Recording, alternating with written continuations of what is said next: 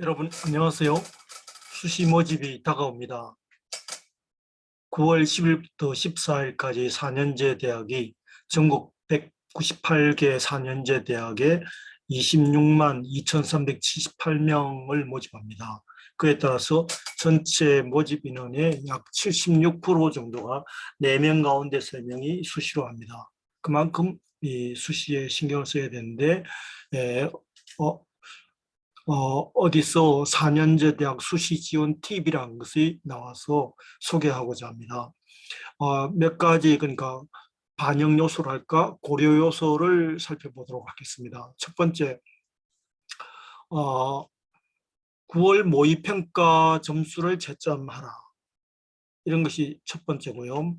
수시 모집에 아직 결과는 안 나왔지만 가채점 결과를 가지고 하라. 두 번째는 정시 거기에 따라서 정시 지원 가능에 있는 대학을 수시에서 한 개 택하고 상향을 서너 개, 하향을 한두 개 해가지고 토탈 4년제 대학 6개를 했으면 좋겠다 이런 거고요.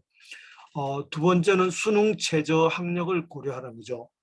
지금 수능 최저가 이렇게 학생부 교과 전형이 생기면서 수능 최저가 적용된다든지 해서 수능 최저가 되는데 문제는 뭔가 하면 수능이 이제 제도가 2015 교육과정이 바뀌면서 문과생들이 수학에서 수능의 어떤 높은 점수를 받기 힘든 상황이 됐고 또 영어가 절대평가 등급이 됐고 등등 여러 가지 변수가 있습니다. 세 번째는 수시 납치를 고려하라. 수시 납치. 수시 납치 정시를 수능을 엄청나게 잘 봤는데도 수시에 잘못 지원하여서 어쩔 수 없이 정시로 지원하지 못하고 수시에 지원한 합격한 대학이나 추가 합격한 대학에 등록해야 되는 그런 경우를 수시 납치라고 하는데 그런 걸 하려면 대학별 전형 종료 시점을 알고 대학별 고사 일정을 알아야 되겠다 이런 겁니다. 그래서 특히 코로나19 이후로 이 대학별 고사 일정과 변경 사례가 있으니까 이런 면을 체크해야 되겠다. 네 번째는 제출 서류 마감일을 알자.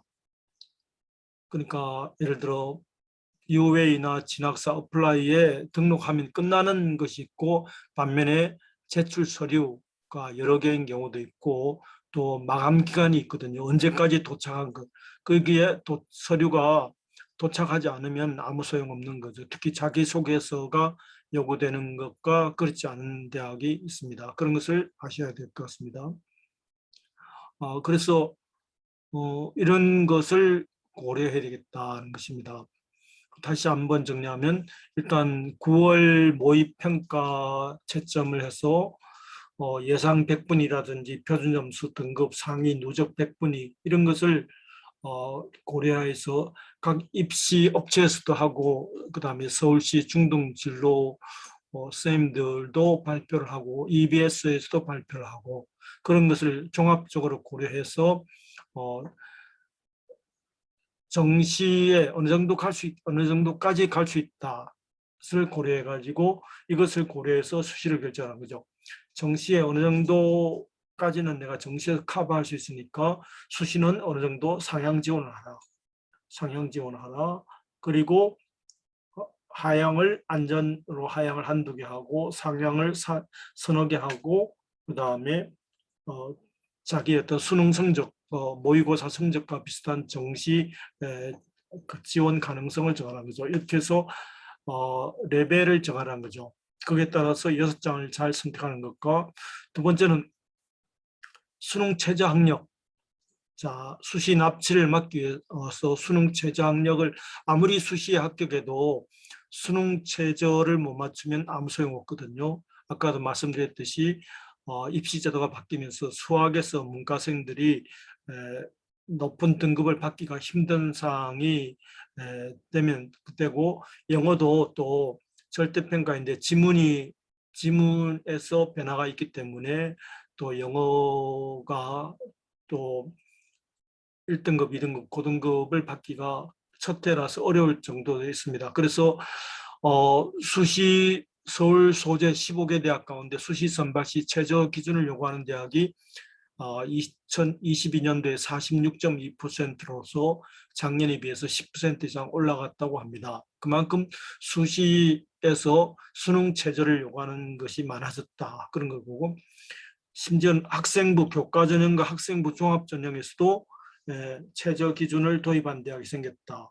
최저 기준 적용 대학이 이번에 학생부 교과전형이 새로 도입된 대학 가운데 경희대, 서강대, 성균관대는 최저 기준을 도입하고 연세대, 동국대는 학생부 교과전형에서 수시 최저를 도입하지 않는다고 합니다.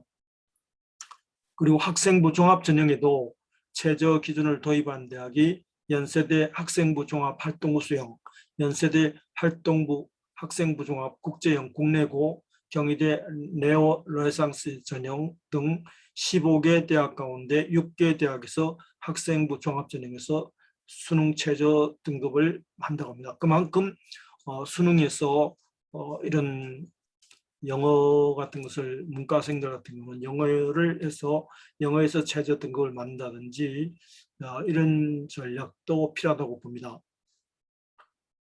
그 다음에 수시 납치를 막자.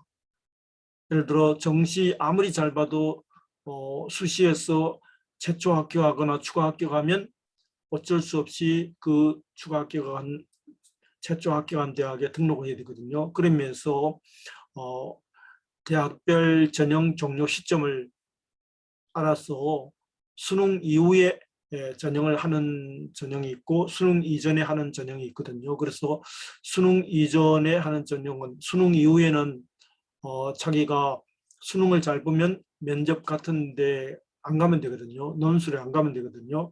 근데 수능 이전에 이미 봐버리면 아무 소용없는 거죠. 그러면서 대학별 고사 일정과 대학별 전형 종료 시점을 고려해서 특히 수능에서 고득점을 할 수 있는 경쟁력이 있는 학생들은 조심해야 되겠다, 그런 겁니다. 특히 대학별로 지금 코로나19에 따라서 지금 현재 논술이라든지 이런 게 날짜가 겹치거든. 거의 토요일, 일요일 하니까 그 토요일, 일요일이 계속 있거든요. 그러면서 어느 날은 날짜가 겹치기도 하고 그래서 오토바이를 타고 다니는 경우도 하고 그렇습니다. 그래서 이 변경 사례를 참고하셨으면 좋겠습니다. 연세대 논술도 2021학년도에는 수능 이후에 했는데 2022학년도는 수능 이전에 한다고 합니다. 그러면서 이런 수시 일정을 체크해 가지고 수시에 납치되는 일이 없도록 하자, 그런 거고, 그 다음에 제출 서류를 잘 제출하자. 자기소개서 요구하는 대학에서 자기소개서인데 또 증명 서류를 뭐 원서 접수 마감인 14일 다음 15일까지 도착 분해한다, 뭐 이런 게 있거든요. 그래서 마감 기간을 신경 써야 된다. 제출 서류가 여러 가지일 경우는 우편 접수를 요구할 경우 제출 기한에 신경 써야 되겠다, 그런 것입니다. 그래서 특히 수시에서 또 하나 고려해야 될 것은 약대가 6년제로 전체 37개 약대가 다 이렇게 전환되면서 학생부 교과전형이 411명, 학생부 종합전형이 361명, 그러니까 수시에서 약 800명 가까이가 841명이 수시고 정시가 712명입니다. 여기에 따라서 이런 것을 이거에 따라서 이과에 그 성적이 좋은 학생들이 굉장히 뭐 치대라든지 이런 이과 계통의 우수한 과의 어떤 수시의 합격 변동이 있을 것으로 예상되므로 이런 것도 고려해서 해야 되겠습니다. 그래서 수시가 이제 9월 10일부터 14일까지 하니까 또 전문대학 수시도 이 기간에 하거든요. 그러면서 이런 것을 고려해 가지고 수시에 잘 선택했으면 하는 차원에서 수시 4년제 대학을 중심으로 4년제 대학 수시 지원 팁을 알아보았습니다. 감사합니다.